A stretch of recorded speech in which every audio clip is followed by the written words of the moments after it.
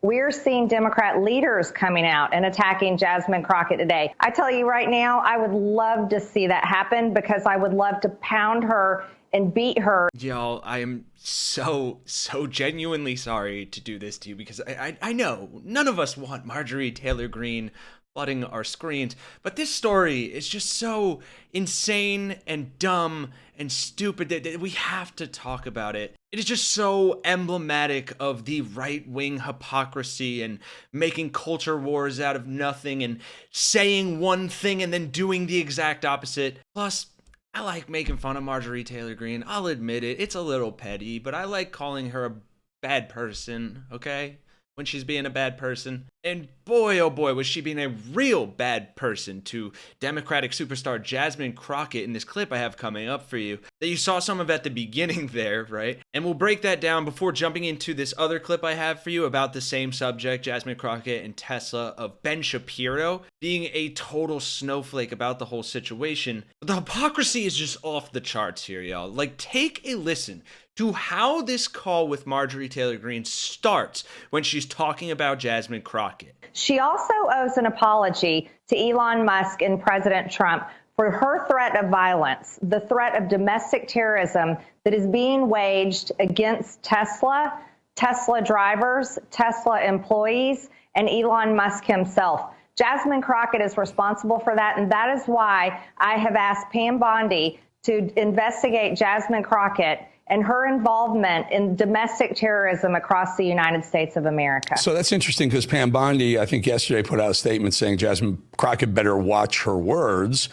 which is a heads up, but she doesn't seem to be toning it down because some of these things have happened since then. Should Jasmine Crockett be censored by the body of the House? Insane question to ask there, Guy, but also insane insinuation from Marjorie Taylor Greene herself, right? What has Jasmine Crockett done, pray tell, that is so terrible, that is fostering domestic terrorism? Well, we're not Tucker Carlson here, right? We don't ask questions and not answer them. I did some digging. I tried to find out, like, what are they so mad about? What was Pam Bondi talking about? And I know we're getting a little sidetracked here, but I do want you to hold on to that thought of how she started the whole thing, where she's talking about the violence, the domestic terrorism, how bad it all is, right? Because the hypocrisy comes back at the end when she finishes this clip. But please just watch Ben Shapiro here have a full minute and a half build-up,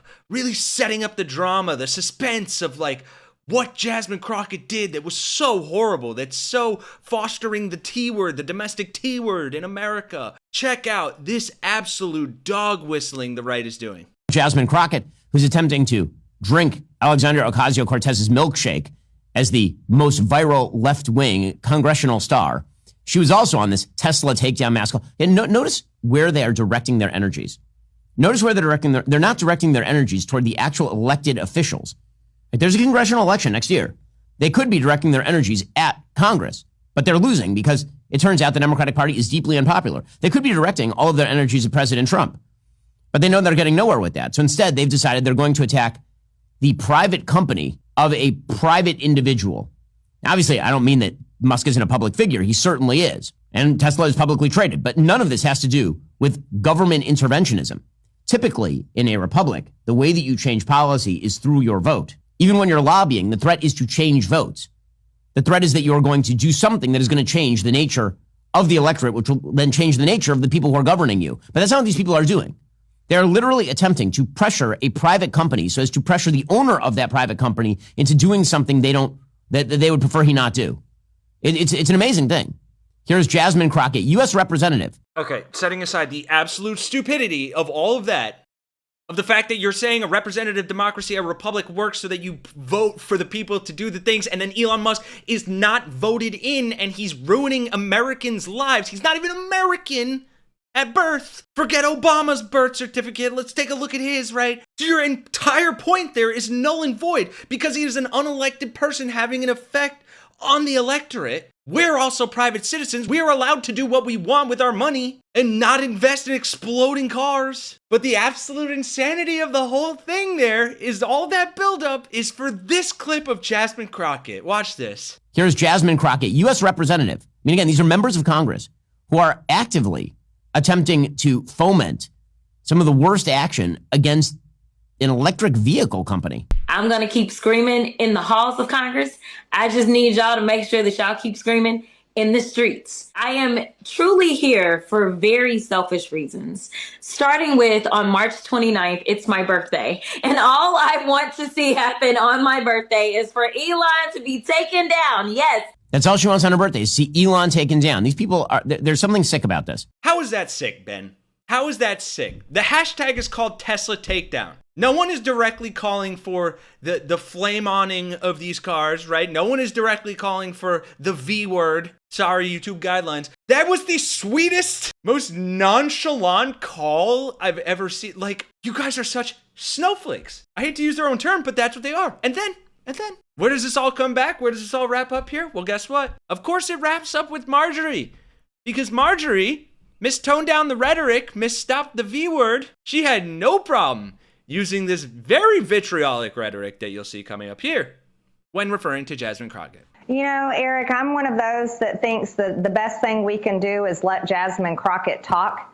You know, she kind of just does it herself, and she is becoming the biggest clown and embarrassment of the Democrat Party, and I am enjoying watching the entire thing happen.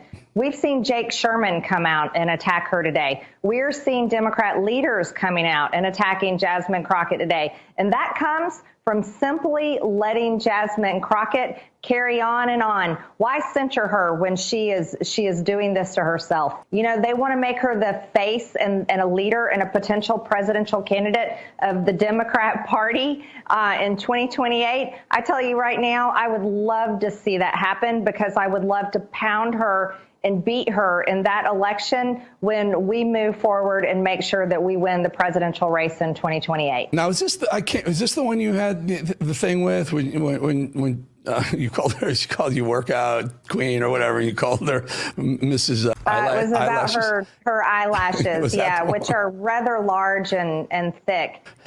She was having difficulty reading the information provided to her by the Oversight Committee, and I just said, you know, I think your fake eyelashes are getting in the way. And whether or not those fake eyelashes were or weren't getting in the way, I mean, I just want to say, you know, at least Jasmine Crockett can read, Marjorie. At least she stands up for her constituents and the things that she believes in, and doesn't make up nonsense culture war issues to get her fan base of MAGA morons mad at so she can rage bait and farm their hate. But you, on the other hand, seem to be perfectly fine with doing that, even when it goes against everything you said at the beginning of your interview. FAFO, what goes around comes around, Marge, and I, for one, cannot wait to see you get yours. And if you agree and you'd like to be around and watch that when it happens, then by all means, please drop a like and subscribe to the channel, because you know damn well I will be sure to cover it anytime she gets out of line. For Really American, I'm Kenny Hesse.